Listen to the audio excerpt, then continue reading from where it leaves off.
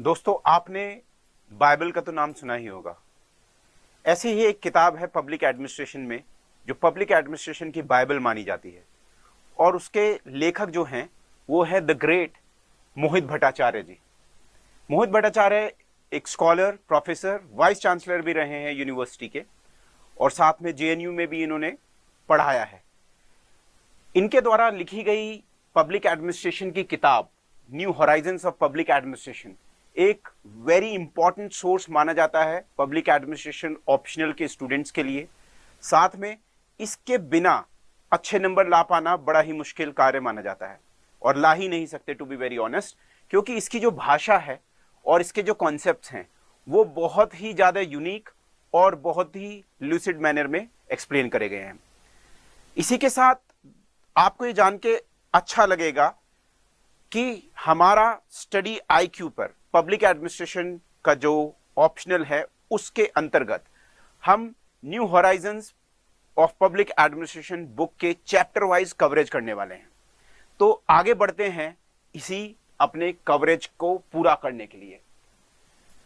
Public administration nature, scope and evolution, part 1, भाग 1 इस chapter का। और यहां पर बात करते हैं कि मोहित भट्टाचार्य जी क्या कहना चाह रहे हैं अपनी किताब के माध्यम से। वैसे तो एडमिनिस्ट्रेशन बहुत पुराने समय से ही रहा है, परंतु वेलफेयर स्टेट आने के बाद, कल्याणकारी राज्य आने के बाद से जो एडमिनिस्ट्रेशन है उसका काम बहुत ही ज्यादा बढ़ता चला गया। It has increased its role, the state has increased its role. साथ में वी हैव आल्सो सीन कि जो पब्लिक एडमिनिस्ट्रेशन का काम है, गवर्नमेंट का काम है, वो डेवलपमेंट से रिलेटेड डेवलपिंग नेशंस में ज्यादा रहा है as compare to the western society. So government in third world countries में जो गवर्नमेंट्स रही हैं, वहां पर जैसे भारत जैसी जगहों पर एफ्रो एशियन कंट्रीज में गवर्नमेंट ज्यादा क्या रही है, फोरफ्रंट पे रही है डेवलपमेंट लाने के लिए। वेस्टर्न कंट्रीज में, डेवलप कंट्रीज में ऐसा नहीं रहा, क्योंकि बहुत हद तक वहां पर प्राइवेट सेक्टर पहले ही कैपिटलिज्म और लिबरलिज्म के एक सोच से वहां पर हावी रहा है, और वहां की स्टेट्स में काफी एक तरीके से पावर थी कि वो प्राइवेट सेक्टर को आगे आने दे।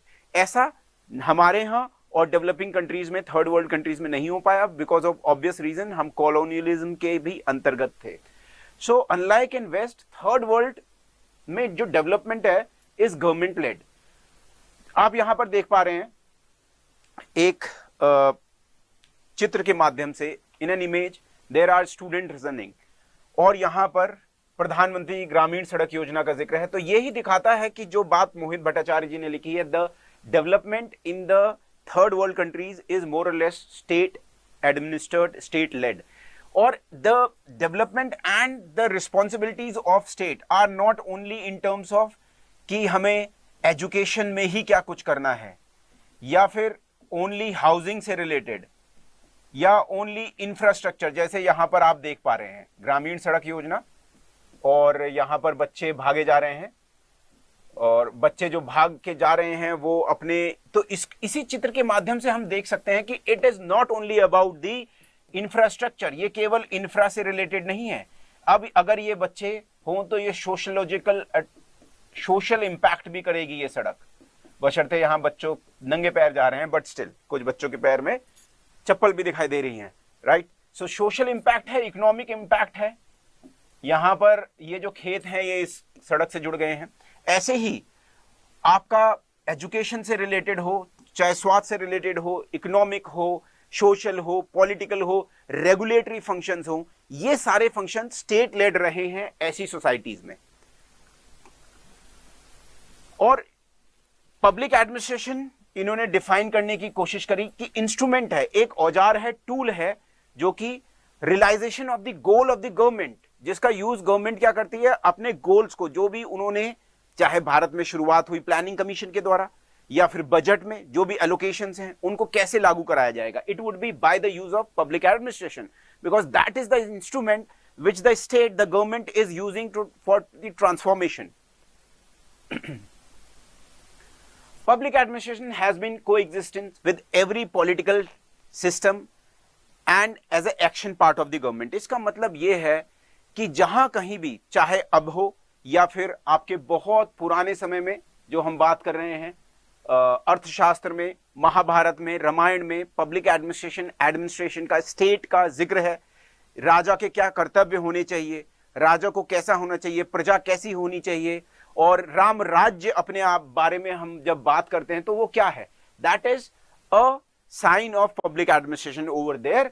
चाहे वो एरिस्टोटल्स की पॉलिटिक्स हो या मैकियावेली की जो राइटिंग्स हैं द प्रिंस में वो हो, कहीं ना कहीं वो हिस्टोरिकल सेंस में, ओरिजिन में पब्लिक एडमिनिस्ट्रेशन का जिक्र करती रही है। परंतु as a field of systematic studies जहां पर प्रेडिक्टेबिलिटी हो, जहां पर एक हम लॉ को, हाइपोथेसिस को, थ्योरी को दूसरी जगह भी लागू कर सकें, जिसमें प्रेडिक्टेबिलिटी हो, जिसमें ऐसा कुछ हो जो कि एक देश के अलावा दूसरे देश में भी लागू हो सके, that is systematic study of public administration has its origin in the very near times. It is 18th century में ये शुरू हुआ। ऐसा यहां पर आपको देख रहे हैं कि बुक जिक्र करती है कि there has been 2 great systems of public administration developed, जो कि चले आ रहे थे और रिसेंट टाइम्स में भी उन पे काफी काम हुआ है। One is the Anglo American and other one is the French. So Napoleon Bonaparte, A V Dicey हैं। सो एंग्लो अमेरिकन जो है वो that is more about decentralisation, ये ज्यादा विकेंद्रीकरण पे बेस्ड है। और एवी डाइसी के लॉ, रूल ऑफ लॉ को आप जानते हैं, इक्वालिटी लॉ की होगी, सबको एक जैसा ट्रीट किया जाएगा। पर बोनापार्ट के समय जो फ्रेंच सिस्टम पब्लिक एडमिनिस्ट्रेशन में डेवलप हुआ वो कुछ अलग था, और उसमें डिसेंट्रलाइजेशन की जगह सेंट्रलाइजेशन की टेंडेंसी थी। रीजनल पावर्स, रीजनल जो आपकी ऑटोनॉमी है उस पर कम ध्यान था। साथ में सबके लिए लॉ एक समान नहीं थे। तो देखते हैं इन्हें और क्या डिस्कशन हुआ है। So Anglo American based on self government for local communities, पर फ्रेंच सिस्टम में ऐसा नहीं है, कंसंट्रेशन ऑफ एग्जीक्यूटिव पावर है। यहां पर वाइड सिटीजन पार्टिसिपेशन है, सिटीजन्स को यहां अलग रखने की कोशिश करी गई है, साइकोलॉजिकल सेपरेशन है of public service from the citizens. साथ में डिस्पर्जन, डिसेंट्रलाइजेशन ऑफ अथॉरिटी है, यहां डोमिनेंस है नेशन का लोकल इश्यूज पे।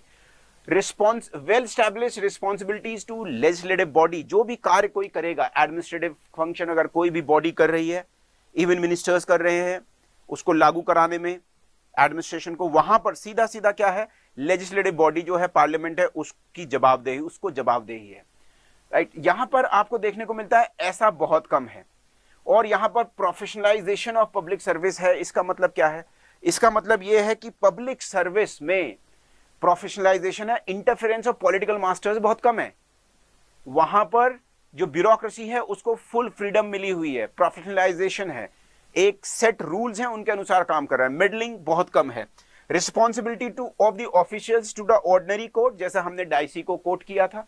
सो ऑर्डिनरी कोर्ट्स में ही आपको जाना होगा इन केस क्या हो रहा है, कोई भी विवाद होता है, आपके एक्शन फील्ड में जाने के समय अगर वहां पर कोई नियम लगाते समय। At the same time responsibility of officials is to the administrative courts, not in the ordinary courts. Ordinary courts में नहीं जाना है, एडमिनिस्ट्रेटिव कोर्ट्स हैं, वो अलग सरकारी मुलाजिमों के लिए अलग से कोर्ट की व्यवस्था है और सामान्य पब्लिक के लिए अलग से कोर्ट्स हैं। सो ये कुछ बेसिक डिफरेंसेस हैं जो पब्लिक एडमिनिस्ट्रेशन जैसे हिस्टोरिकली डेवलप हो रहा है उसको बुक में कवर कर रहे हैं मोहित भट्टाचार्य जी। यहां पर हम वुड्रो विल्सन का चित्र देख पा रहे हैं, एक बहुत ही जिसे हम कहेंगे डायनेमिक और विजनरी लीडर हुए अमेरिका में। वहां पर इनको वर्ल्ड वॉर फर्स्ट के लीग ऑफ नेशंस बनाने के लिए और शांति प्रस्ताव लाने के लिए नोबेल प्राइज भी दिया जाता है, नोबेल प्राइज भी दिया जाता है। साथ में ये लॉ के और पॉलिटिकल साइंस के बहुत बड़े स्कॉलर भी रहे। अमेरिकन कई यूनिवर्सिटीज में पढ़े, उसके बाद प्रोफेसर भी रहे, पढ़ाया भी इन्होंने। और साथ में इन्होंने 1887 में एक ऐसे लिखा, और ऐसे लिखने के बाद एक तरीके से नई शुरुआत मानी जाती है पब्लिक एडमिनिस्ट्रेशन की अमेरिका में। इन्होंने इसके अलावा कंपैरेटिव बेसिस पे एडमिनिस्ट्रेशन की स्टडी करना, साइंटिफिक टेम्पर लाना पब्लिक एडमिनिस्ट्रेशन में अमेरिका में, और जर्मनी, फ्रेंच, अन्य देशों के एडमिनिस्ट्रेशन से सीखना। इसके लिए यहां तक कि इन्होंने जर्मन भी सीखी और ओरिजिनल टेक्स्ट भी पढ़े। सो इनके जो स्टेटमेंट है वो अपने आप में बयां करता है कि there should be a science of administration which shall seek to strengthen the paths of the government. तो पाथ्स ऑफ द गवर्नमेंट क्या है? बहुत ही वेवी हैं और सीधे नहीं है, काम कराना बहुत मुश्किल है, रेड टेपिज्म है, लाल फीताशाही है, करप्शन है, नेपोटिज्म है, भाई भतीजावाद है, स्लो, इनइफेक्टिव, शासन काम कर रहा है and people are not happy with it. So there should be a science होनी चाहिए जो प्रेडिक्टिव हो, जिसे आप कहीं भी लगा सकें, जिससे पक्का रिजल्ट आए, जिससे कि ये जो वेवी पाथ हैं ये सीधे हो जाएं, स्ट्रीमलाइन हो जाएं, to make its business less unbusiness like. तो एडमिनिस्ट्रेशन को कुछ ऐसा करना है कि इसके जो कार्य हैं वो लेस बिजनेस लाइक हो जाएं। इसका मतलब क्या है? इसका मतलब है कि बिजनेस की तरह हो जाए। जैसे बिजनेस में क्या होता है, एफिशिएंसी पे बहुत ध्यान दिया जाता है, इफेक्टिवनेस पे, रिटर्न ऑन इन्वेस्टमेंट पे। सरकार को भी ऐसे काम करना है, लोगों की समस्याएं सुलझानी है, और केवल एक्सप्रेस कर देना कि we have followed the rules will not do. So to make its business less unbusiness like, right, more like business, to strengthen and purify its organization so that there is no nepotism, no corruption, purification hona hai, and no interference by the politicians, and let the bureaucracy work and to crown its duties with dutifulness। एक ही उद्देश्य होना चाहिए, कर्म करिए जिसके लिए आपको लाया गया है। So these are some of the views that were expressed by Woodrow Wilson। So Woodrow Wilson is considered to be one of the foremost scholar in the recent times who is credited with starting of the public administration studies in America। यहां पर 4 interlinked standpoint दिए हैं Woodrow Wilson जी के द्वारा। अब उनको समझ लेते हैं। His advocacy of science of administration, science of administration है कुछ, और उसके बारे में इन्होंने बात करी है। So साइंस ऑफ एडमिनिस्ट्रेशन से कहने का मतलब है कि साइंटिफिक तरीके से एडमिनिस्ट्रेशन की स्टडी। साइंटिफिक तरीका क्या होता है? इंपेरिकल बेस्ड होता है, उसमें एविडेंस बेस्ड होता है, विम्स और फैंसीज नहीं होती उसमें, और एक इन डेप्थ एनालिसिस के थ्रू होता है। So he was also critical of American administrative practice, क्योंकि यहां पर साइंटिफिक मेथड नहीं था और इनको लगता था कि scientific method was more prominent in Prussian, French system, European system. वहां पर जो ब्यूरोक्रेसीज थी उनमें ज्यादा था। यूरोपियन गवर्नमेंट क्या थी? इंडिपेंडेंट थी पॉपुलर एसेंट के, मतलब उनपे जो लोगों का एक तरीके से, जैसे डेमोक्रेसी में बहुत दबाव होता है, ओपिनियंस, मल्टीट्यूडनेस ऑफ ओपिनियंस, ओपिनियंस का कोई दबाव नहीं था, because more or less they were monarchy. And when they were monarchy, so they were doing their work according to the skills and intuition of the monarch, and that necessarily not bad। क्योंकि वहां पर ये देखने को मिला कि जब बहुत सारे ओपिनियन होते हैं, जैसे अमेरिका में था जिस समय अर्ली 1900s में, जब अमेरिका बढ़ने की कोशिश कर रहा है, और जब राष्ट्रपति जी भी बने वुड्रो विल्सन, तब भी बहुत सारे दिक्कतें थी, करप्शन था, नेपोटिज्म था। इनको ऐसा लगता था too much of power has been given to the public and that noise is creating a problem. More government and desire to discover new principles of administration. So आपको क्या करना पड़ेगा कि यहां पर गवर्नमेंट्स को मजबूत करना पड़ेगा, साथ में डिजायर होगा न्यू प्रिंसिपल्स ऑफ एडमिनिस्ट्रेशन को डिस्कवर करने के लिए। और ऐसा यूरोपियन कंट्रीज में हो रहा था। वहां पर गवर्नमेंट क्या थी? काफी हर जगह प्रेजेंस थी, वहां की जो मोनार्कीज थी वो भी अच्छा काम कर रही थी, साथ में वहां पर डिजायर थी स्कॉलर्स में, और ये एक तरीके से इंटेलिजेंसिया, इंटेलेक्चुअल क्लास और पब्लिक एडमिनिस्ट्रेशन को भी एड्रेस कर रहे हैं।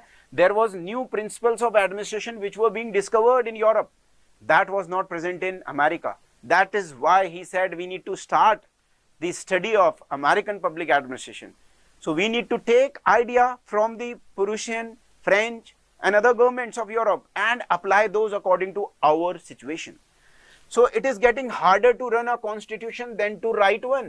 So constitution का निर्माण तो हो चुका है, अब इसको चलाना ज्यादा मुश्किल है, क्योंकि इतने सारे लॉज हैं, बाय लॉज हैं, मेमोज हैं और बहुत सारे ऑर्डिनेंसेस हैं। इनके द्वारा क्या एक वेब बन गया है और उस वेब में अमेरिका फंसा हुआ है, और हमें चाहिए कि how the administrators can deliver like business without any delays, with effectiveness, efficiency, economy. So another point of discussion is his emphasis on special nature of administration, और वो कैसे पॉलिटिक्स से अलग है। सो पॉलिटिक्स और एडमिनिस्ट्रेशन की डायकोटमी दी, उन्होंने कहा ये दोनों अलग अलग चीज हैं, very different. So administration remove from Hari and strife of politics. So administration में आपको जल्दबाजी या जो कांस्टेंट एक दूसरे से झगड़े हो रहे हैं वो उसकी जरूरत नहीं है।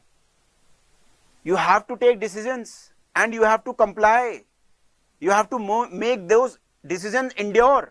पॉलिसीज हैं और उनको लगाना है, और ये कोशिश करनी है कि वो लगी रहें। ये नहीं कि 10 दिन बाद नई पॉलिसी ले आए हैं क्योंकि पहली वाली में कुछ दिक्कत आ गई। It is difficult to run the government than to frame a constitution, जैसे हमने जिक्र कर लिया। और इसी वजह से administration is removed from hurry and strife of the politics. Political activity differs from administrative activity. Politics में आपको consensus बनाने की बहुत जरूरत पड़ती है, आप बहुत ज्यादा हार्ड स्टैंड भी नहीं ले सकते। बट एडमिनिस्ट्रेशन में आपको ये देखना है कि how can you B best administrator, how can you make people life easier, deliver services,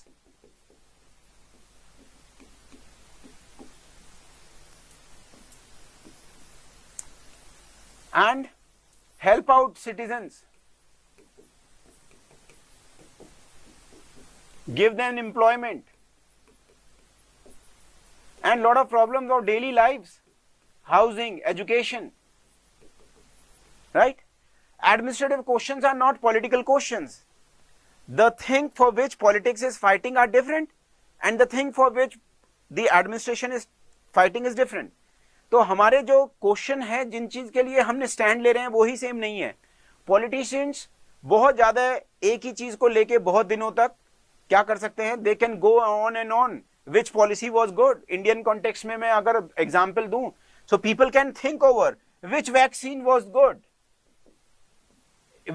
weather the which we had or the Sino Chinese one was better, which mRNA or some other, कौन सी बढ़िया थी, इसके ऊपर debate चल सकती हैं। परंतु administrative question is कि कैसे 200 प्लस करोड़ लोगों को वैक्सीन लगाई जाए। और by the way, Covid is again raising its fangs in India, so be aware, have your vaccine booster dose administered, inoculation के लिए जाइए।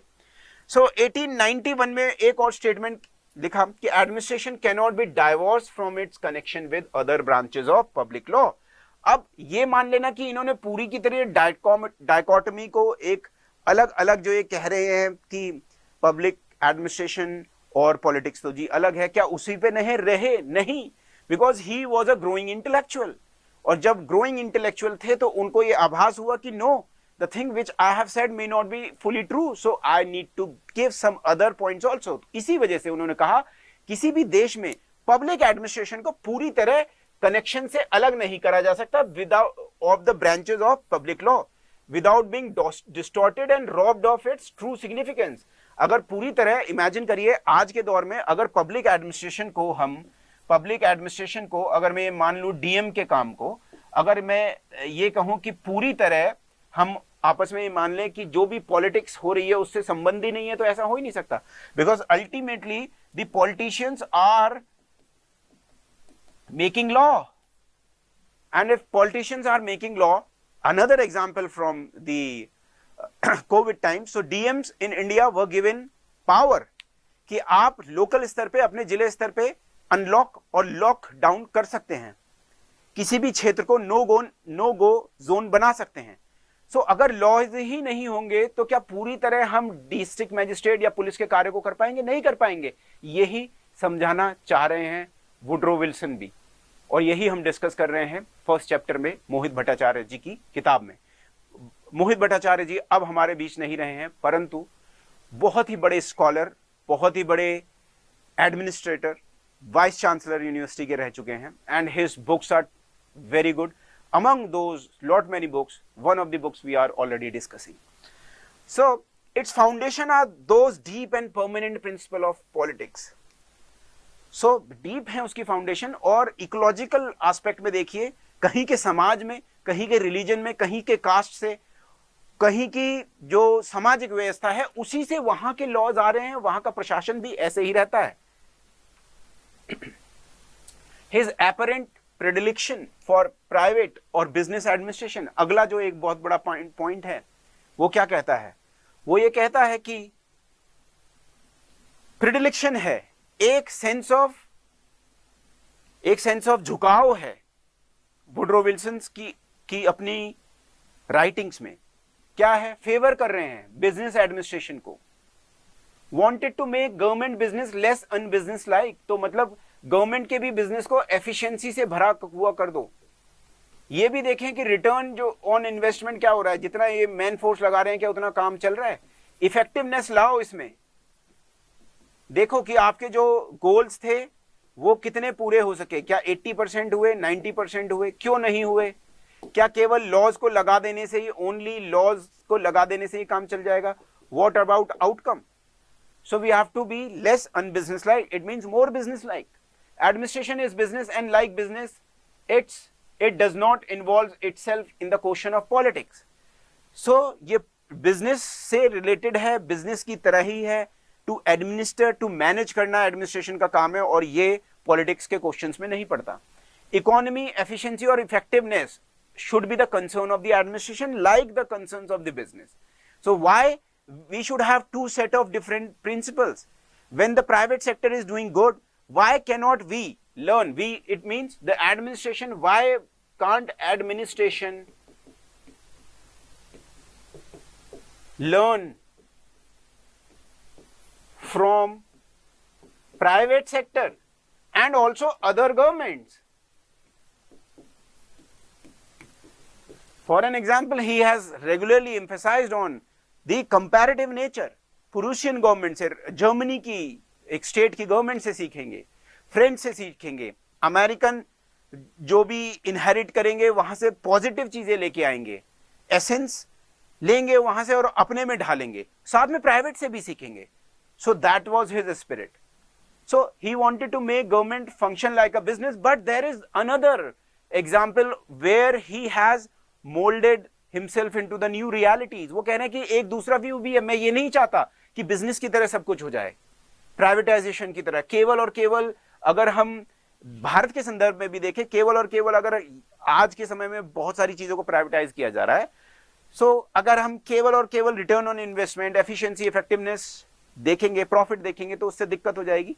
तो business like the administration of government may and should be, but it is not business, it is organic life. So business और government में काफी similarities होती हैं, पर गवर्नमेंट फिर भी डिफरेंट है. गवर्नमेंट के रोल्स बड़े हैं. गवर्नमेंट को बिजनेस से रिप्लेस नहीं किया जा सकता. They can learn from each other but can not replace each other. His early initiative for comparative study of administration. So Woodrow Wilson, a scholar, prior to being a president, a scholar of law and political science, wanted to study the administration of European country and did it. Learned German to study Prussian administration.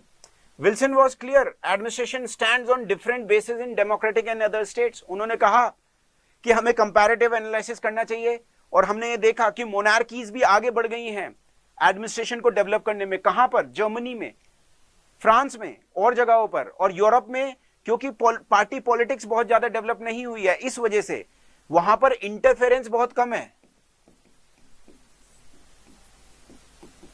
Less as compare to America. यहां पर political noise है, उससे हमें बचाना है. पर eight the same time Wilson ने यह भी कहा कि कंपैरिजन तो कर रहे हैं, पर हर जगह स्टैंड्स, बेस अलग हैं समाज के. अमेरिका अलग सोसाइटी था एज कंपेयर टू फ्रेंच और जर्मन. इंडिया अलग सोसाइटी है. क्या हम फ्रेंच और जर्मन को आज स्टडी करें और वहां के सिस्टम को अपने सिस्टम में पूरी तरह फिट कर सकते हैं? No, that would be utter failure. और ये हो चुका है भारत में। जो डेवलपमेंट एडमिनिस्ट्रेशन 1960s के दौर में आता है, उसके अपने फेलियर्स हैं। 1916 डेवलपमेंट एडमिनिस्ट्रेशन, क्योंकि वो वेस्टर्न लेड कॉन्सेप्ट था। या फिर आज हम देखें, IMF और वर्ल्ड बैंक ने क्या बहुत अच्छा कर दिया पूरी दुनिया में, अपना एक वर्ल्ड ऑर्डर लाके स्ट्रक्चरल रिफॉर्म्स करके। क्या भारत में सब कुछ सही हो गया? नहीं। सो यही वो कहने की तरह कह रहे हैं कि लेसन्स को सही है देखना है, पर अपने कल्चरल लेंस से देखना है। भारत में जो चीजें हैं अमेरिका में या यूरोप में, उसको 100% नहीं लिया जा सकता। कल्चरल लेंस, क्योंकि यहाँ का कल्चर डिफरेंस है, यहाँ पर अलग तरीके से काम होता है, मल्टी कल्चरल सोसाइटी है। अगर मैं वुड्रो विल्सन की बातों को इंडिया के कंसेप्ट में आपको समझाने की कोशिश करूं, यहां पर मल्टी कल्चरल सोसाइटी है, मल्टी लिंग्विस्टिक सोसाइटी है, मल्टी रिलीजियस सोसाइटी है।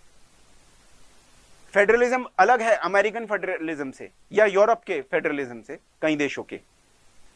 सो one need not accept Prussian government or lifestyle to learn from their public management experience. तो ऐसा नहीं है कि हमें इनसे हम सीख ले सकते हैं। वी कैन लर्न लेसन्स,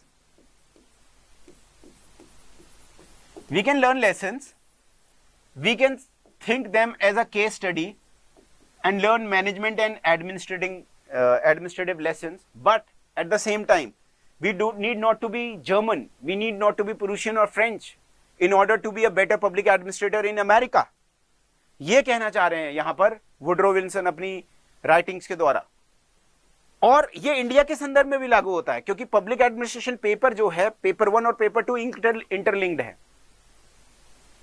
अगर इसी कॉन्टेक्स्ट को इंडिया के टर्म में आज हम पेपर 2 के संदर्भ में देखें, हमारी पंचायतें, हमारी स्टेट गवर्नमेंट, हमारी डेवलपमेंट एक्टिविटीज बहुत अलग हैं। हम भी सीख सकते हैं और हमने सीखा है बहुत सारा, और दुनिया को भी सिखाया है।